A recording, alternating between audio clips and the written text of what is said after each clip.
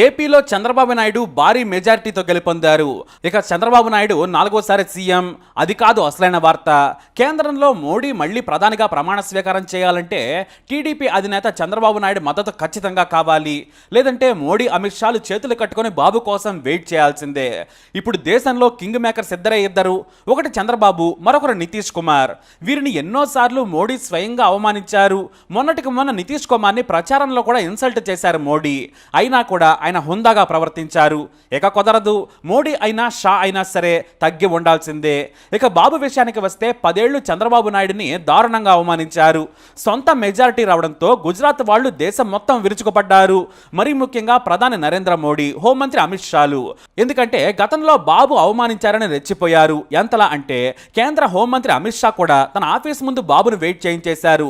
బాబు bouquet పట్టుకొని అరగంటకు పైగా ఎదురు చూసేలా దారుణంగా కక్ష సాధించారు. ఇక మొదటిసారి పొత్తులో ఉన్నా కూడా అమరావతికి నిధులు ఇవ్వకుండా మట్టి నీళ్లు తెచ్చి మహాప్రసాదం తీసుకోమన్నారు మోడీ. రూపాయి కూడా ఇవ్వలేదు. ఆ తర్వాత పోలవరం పూర్తి చేసేందుకు పేచీలు పెట్టారు. పేరుకే ఎన్డీఏలో ఉన్నారు కానీ బాబుకు ఏమాత్రం సహకరించలేదు గుజరాత్ బ్యాచ్. ప్రత్యేక హోదా అసలు ఇవ్వలేదు, రైల్వే జోన్ ఇవ్వలేదు, వెనుకబడిన జిల్లాలకు నిధులు అడిగినా కూడా ఇవ్వలేదు. చివరకు తుఫాన్ వచ్చింది సాయం చేయమైనా కూడా రూపాయి విదల్చలేదు. చివరకు బాబే కేంద్రం దగ్గర నిధులు తేలాక సమర్థించుకోవాల్సిన పరిస్థితి కల్పించారు. ఇక రెండవసారి వైఎస్ జగన్ గెలిచిన తర్వాత కూడా బాబును దూరం పెట్టేశారు. జగన్కు వంత పాడుతూ బాబును దూరం పెట్టింది బీజేపీ. ఆ తర్వాత కూడా చంద్రబాబును లెక్క చేయలేదు. చివరకు చంద్రబాబు నాయుడును జైల్లో పెట్టినా కూడా కనీసం మాట వరుసకు కూడా ఏమీ మాట్లాడలేదు. ఒకప్పుడు బీజేపీకి వాజ్పేయి హయాంలో ఆ పార్టీకి నమ్మకమైన పరివినటి మిత్రులైన పార్టీలు 3. ఒకటి శివసేన, 2 అకాలీదళ్, ఆ తర్వాత టీడీపీ. కానీ ఈ 3 పార్టీలను ముంచేసింది బీజేపీ. టీడీపీని కూడా అలానే అవసరం కోసం వాడుకుని ముంచేసింది. ఏపీకి న్యాయం చేయకుండా జగన్ను అడ్డు పెట్టుకుని ఆడుకుంది. ఎంతలా అంటే టీడీపీ నేతల ఇళ్లపై ఐటీ దాడులు చేయించి మరీ బీజేపీలో చేర్చుకుంది. కానీ టైం ఎప్పుడు ఒకేలా ఉండదు. 10 ఏళ్లు మోడీ అమిత్ షా హవా నడిచింది. ఇప్పుడు బాబు టైం వచ్చింది. ఎంతలా అంటే టీడీపీకి 16 సీట్లైనా కూడా ఇప్పుడు మోడీ ప్రధానమంత్రి కావాలి అంటే ఎంతో కీలకం. అందుకే మెజారిటీ తగ్గిందని గుర్తించి గుజరాతీ తెలివితో మోడీ బాబుకు ఫోన్ చేసి కంగ్రాట్స్ కూడా చెప్పేశారు. ఆ తర్వాత అమిత్ షా ఫోన్ చేసి కంగ్రాట్స్ చెప్పి ఢిల్లీకి రావాలని ఆహ్వానించారు. ఎన్డీఏ కూటమికి మీటింగ్కు రావాలని ఇన్వైట్ చేశారు. ఇదే అమిత్ షా స్వయంగా బాబు లాంటి సీనియర్ నేతకు కూడా అపాయింట్మెంట్ ఇవ్వలేదు. మోడీతో కూడా కలవకుండా 2 రోజులు వెయిట్ చేయించిన రోజులు చాలానే ఉన్నాయి. కొన్నిసార్లు కలవకుండానే బాబు వచ్చారు. ఇటు చంద్రబాబును జైల్లో పెట్టినప్పుడు అమిత్ షా మోడీని కలిసేందుకు శతవిధాలా ప్రయత్నించారు లోకేష్. వారి సాయం తీసుకోవాలనుకున్నా కూడా మాకు సంబంధం లేనట్లు వదిలేశారు. అంతెందుకు టీడీపీతో పొత్తు పెట్టుకునేందుకు కూడా వీరిద్దరూ మొదట్లో ఒప్పుకోలేదు. కేవలం పవన్ కళ్యాణ్ ఒత్తిడి వల్లే కనీసం ఓట్లు లేకున్నా టీడీపీ దయ వల్ల 4 సీట్లైనా వస్తాయన్న ఆశతో పొత్తు పెట్టుకున్నారు. దానివల్లే బీజేపీకి లాభం జరిగింది.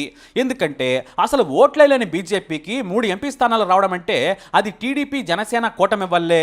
ఇలా ఎటు చూసుకున్నా కూడా బాబు ఇప్పుడు కింగ్ మేకర్ అయిపోయారు. అయితే ఇప్పుడు ఏపీ రాజధాని అమరావతి నిర్మాణం కోసం చచ్చినట్లు మోడీ నిధులు ఇవ్వాల్సిందే. ఇంతకు ముందులా నిధులు అడిగితే బయటకు పంపించినట్లు డ్రామాలు చేస్తే అస్సలు కుదరద్దు.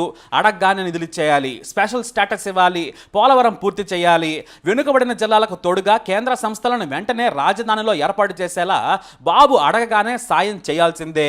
తుఫానులు వచ్చినా ట్వీట్ చేసి మొహం చాటేసే మోడీకి ఇక ఆ పరిస్థితి ఉండదు. ఇప్పుడు బాబుకు బెస్ట్ ఛాన్స్ అని చెప్పాలి. బహుశా చంద్రబాబు నాయుడు గత ఎన్నికల్లో ఓడిపోయినా కూడా కేంద్రంలో కూడా చక్రం తిప్పే ఛాన్స్ దక్కడం నిజంగా అదృష్టమని చెప్పాలి. ఈ లెక్కన ఏపీని అభివృద్ధితో పరుగులు పెట్టించేందుకు మంచి అవకాశం వచ్చిందని చెప్పాలి. మంచి కంపెనీలను మోడీ గుజరాత్కు తన్నుకొని వెళ్లిపోయేవారు. ఇక బుల్లెట్ ట్రైన్ నుంచి ఇతరత్ర చిప్పు తయారీ కంపెనీలను కూడా గుజరాత్కు తరలించేశారు ఆయన. కానీ ఈసారి బాబు ప్రతి దాంట్లో వాటా అడుగుతారు, లేదంటే అంతే. ఇక వెంటనే చంద్రబాబును ఢిల్లీకి పిలవడం వెనుక మోడీ అమిత్ షాకు భయం ఉంది. ఎందుకంటే ఇండియా కూటమి నేతలు కూడా ఎన్డీఏ మిత్రపక్షాలను చేర్చుకునేందుకు ప్రయత్నాలు మొదలు పెట్టేస్తాయి.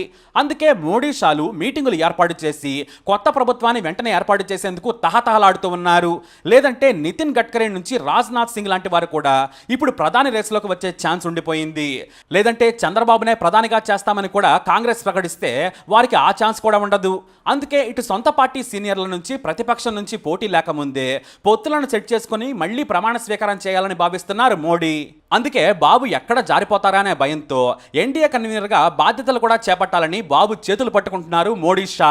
ఏదేమైనా ఇంతకు ముందులా మోడీ వన్ మ్యాన్ షో చేస్తామంటే ఎన్డీఏ మిత్రపక్షాలు ఒప్పుకోవు.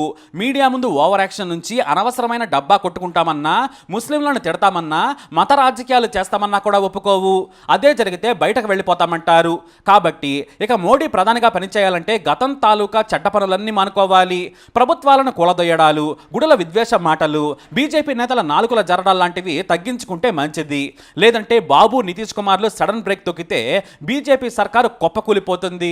ఏదేమైనా అభివృద్ధి చేసేందుకు చంద్రబాబు నాయుడుకు వచ్చిన గొప్ప అవకాశం ఇది. మరి బాబు దానిని సద్వినియోగం చేసుకుంటారో లేదో చూడాలి. ఇంకో విషయం ఏంటంటే కాంగ్రెస్ ఇప్పటికే ఏపీకి ఏదంటే అది ఇస్తామని హామీ ఇచ్చింది. పైగా కూటమి నేతలంతా ఒప్పుకుంటే బాబు ప్రధాని కూడా కావచ్చు. అందుకే ఇటు మోడీ లేకుంటే ఇండియా అలయన్స్ సిద్ధంగా ఉంది.